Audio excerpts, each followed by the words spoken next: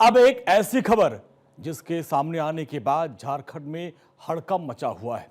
दरअसल झारखंड के चाईबासा के सदर अस्पताल में स्वास्थ्य विभाग की लापरवाही ने हद पार कर दी, जहां थैलेसीमिया पीड़ित 5 मासूम बच्चे एचआईवी पॉजिटिव पाए गए।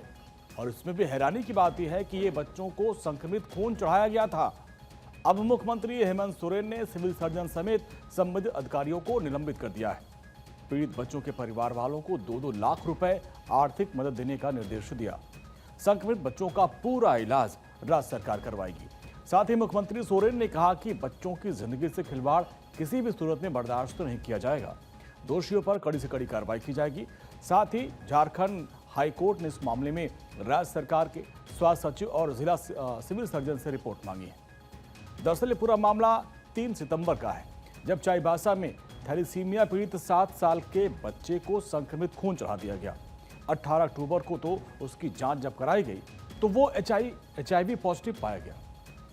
अब ऐसे में जांच के लिए जब झारखंड सरकार की 5 सदस्यीय एक टीम चाईबासा सदर अस्पताल पहुंची तो जांच की तो पाया गया कि 4 और बच्चों को यह संक्रमित खून चढ़ाया गया था और उनकी भी एचआईवी रिपोर्ट पॉजिटिव निकली।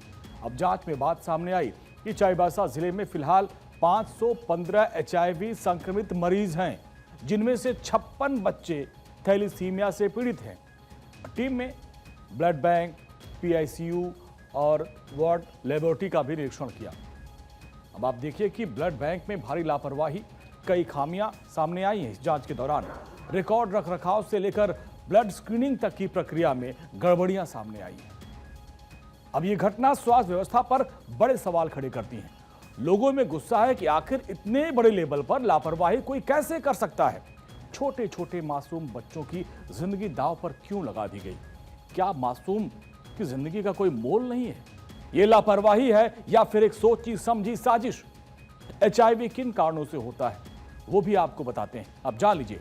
एचआईवी आमतौर पर संक्रमित व्यक्ति के बॉडी फ्यूल्स यानी ब्लड, ब्रेस्ट मिल्क, स्पर्म के संपर्क से आने से फैलता है।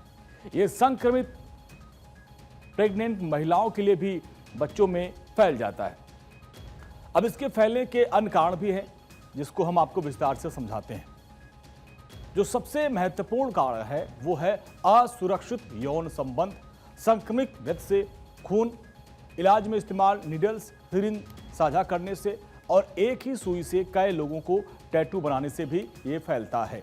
संक्रमित व्यक्ति का रेजर या फिर टूथब्रश इस्तेमाल किया गया, उससे भी फैलता है। हालांकि एचआईवी से कैसे बचा जा सकता है और आपको क्या सावधानी बरतनी चाहिए वो भी आपको जानना चाहिए। दरअसल एचआईवी इन्फेक्शन से बचने के लिए कई उपाय हैं।